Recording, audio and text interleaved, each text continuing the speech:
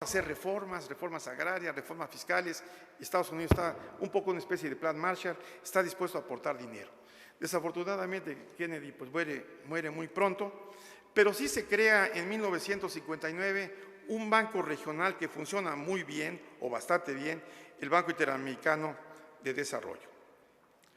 Para esta época han caído ya dictaduras importantes, estamos hablando de 57, 58, cae la dictadura colombiana de Rojas Pinilla, la dictadura venezolana de Pérez Jiménez, y se produce una oleada, la primera gran oleada democrática.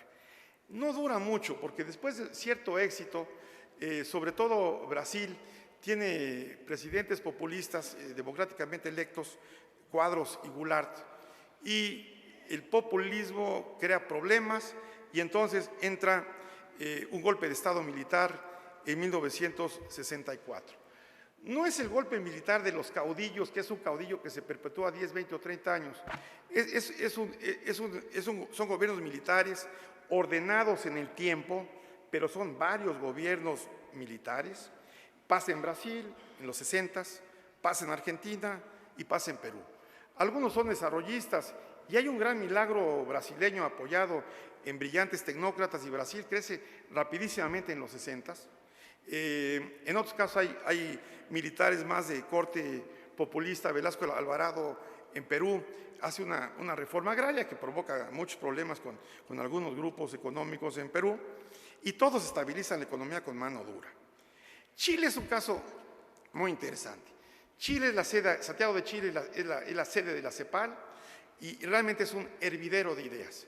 Inclusive Chile, como después México, posteriormente, después del golpe de Allende, Santiago comienza a recibir todos los refugiados que habían salido corriendo de los gobiernos democráticos, de los gobiernos militares en Argentina, en Brasil, se van a Santiago y surge un grupo verdaderamente muy eminente de economistas latinoamericanos que en Santiago producen muchas ideas, una gran escuela de pensadores. Y desafortunadamente los gobiernos chilenos no tienen mucho éxito, tratan de hacer unas reformas, no las logran, el presidente Alessandri Frei, y la falla de los gobiernos básicamente demócratas cristianos hace que en 1970 gane por la vía electoral Allende.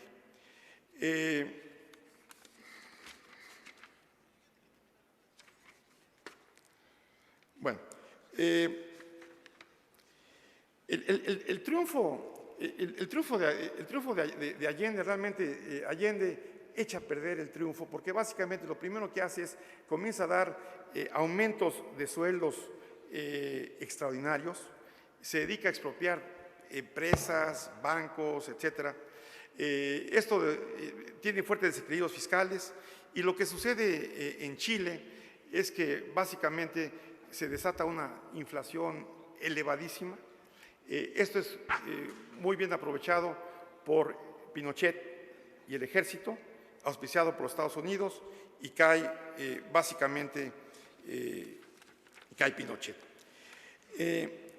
El modelo de sustitución de importaciones, como dije, ya en los 60 tenía algunos problemas en todas partes, incluyendo en México. Recibe lo que podríamos llamar soplos de vida artificial en los 70s, en que hay una gran abundancia de liquidez de crédito bancario internacional y da lugar a una nueva fase. Pasamos del crecimiento sustentado en las exportaciones al crecimiento sustentado en la sustitución de importaciones, a una nueva fase que es el crecimiento sustentado en el crédito externo. Sería la década de la deuda, esto eventualmente se colapsa y surge la década perdida.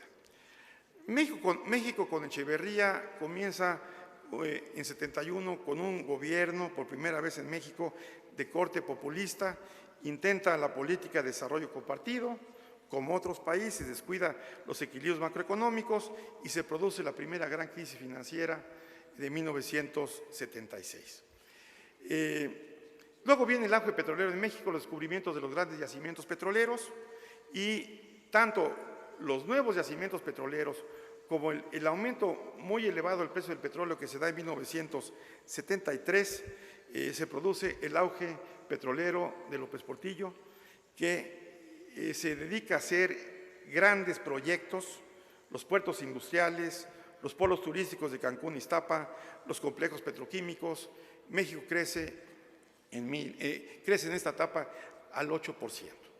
Sin embargo, los países industriales, con el precio del petróleo, y ahorita ojo a lo que está pasando, el precio del petróleo introduce serios problemas en las economías de los países industriales.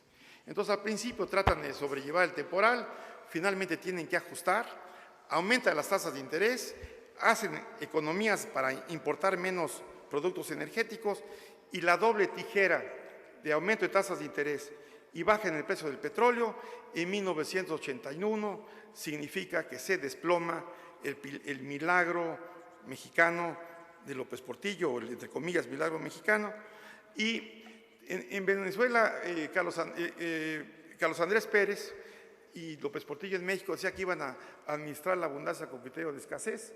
Bueno, cuando se derrumbe el precio del petróleo, básicamente entramos otra vez en problemas, lo que sería la crisis de 82. Casualmente en Argentina y Brasil los militares dicen: yo me salgo del poder para manejar la crisis, que regresen los civiles. Y eso fue una situación que se dio en América del Sur. La crisis de la deuda externa mexicana del verano de 82 es básicamente: se cierran las llaves del crédito externo, México no tiene reservas internacionales y básicamente México tiene que declarar una moratoria de pagos negociada. A mí me tocó estar en la Secretaría en ese momento y cuando voy a precisamente una negociación de deuda, llego a un hotel en Caracas y dice: usted es mexicano, las tarjetas de crédito mexicanas no valen. Sí, simplemente aquí no vale. Entonces, pues la embajada tiene que rescatarme para pagar mi cuenta de hotel, pero básicamente lo que pasa es que las tarjetas de crédito no valían ni en Caracas ni en Nueva York. Realmente había cadenas completas de insumos que se pararon por falta de dólares.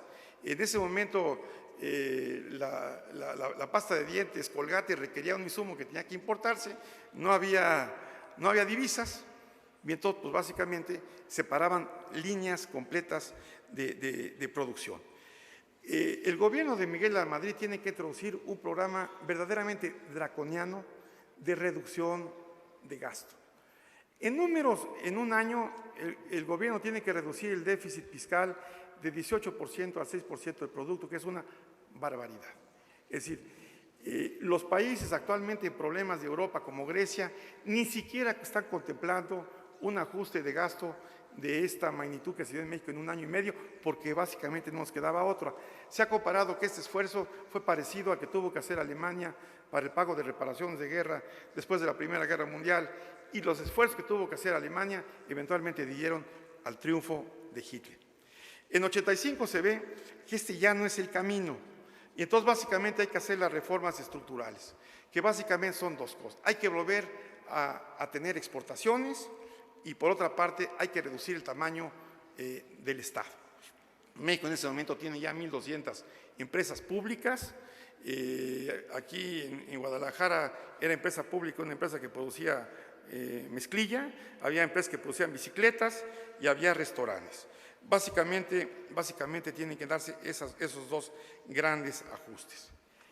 En Chile, como comentamos,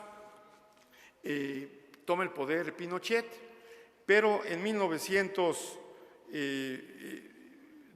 cae Allende, toma el poder Pinochet, y Pinochet también inicia un programa de apertura de la economía, de privatizaciones, de reducción del gasto público. Hay un caso ahí muy interesante que después se repite en México y no aprendimos la lección, de que el gobierno de Pinochet liberaliza el sistema financiero para que los bancos funcionen bajo reglas del mercado. Y bueno, eso parece que va bien. Cuando truena el problema de la deuda externa de México en 82, simplemente la economía chilena también se desploma, mucho más que la mexicana, se cae 14% la economía chilena, y con eso entran en quiebra la mayor parte de los bancos recién privatizados. De hecho, es muy curioso porque el gobierno socialista, el gobierno, digamos, neoliberal de Pinochet tiene que renacionalizar 14 de los 26 bancos existentes. Bueno, voy a un caso que parece interesante dentro de las reformas estructurales mexicanas. Salinas hace muchas reformas, pero hay una que quiero destacar. En enero de